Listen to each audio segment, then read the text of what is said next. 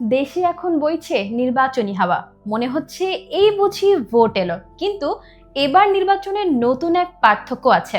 এবার দেশের ইতিহাসে প্রথমবারের মতো ভোট দেবেন প্রবাসীরা। আগামী মঙ্গলবার থেকে প্রবাসীদের জন্য চালু হবে পোস্টাল ভোট বিডি নামের একটি অ্যাপ। এই অ্যাপ ব্যবহার করে প্রবাসীরা বিশ্বের যে কোনো প্রান্ত থেকে ত্রয়োদশ জাতীয় সংসদ নির্বাচনের জন্য নিবন্ধন করতে পারবেন। তবে পুরো প্রক্রিয়াটি কি জটিল?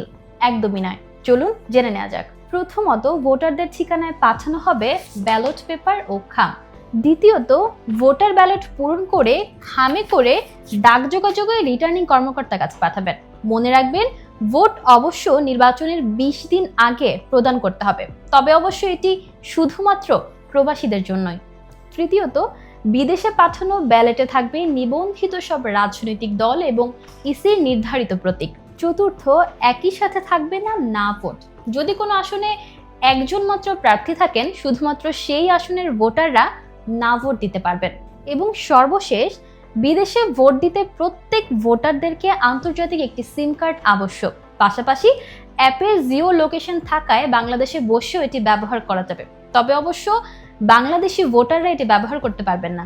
এদিকে নির্বাচন কমিশন বলছে, বিশ্বের 1,30,00,000 প্রবাসীর মধ্যে অন্তত 50 লাখের ভোট প্রদান নিশ্চিত করার চেষ্টা চলছে।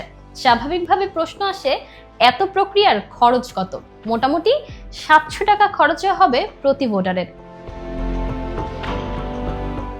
প্রবাসী ভোটার ছাড়াও এবার সরকারি দায়িত্বে নিয়োজিত কর্মকর্তা, এমনকি দেশের 71টি কারাগারে থাকা কয়েদিরা পোস্টাল ব্যালটে ভোট দিতে পারবেন। তাদের জন্য থাকছে আলাদা নিবন্ধন ব্যবস্থা।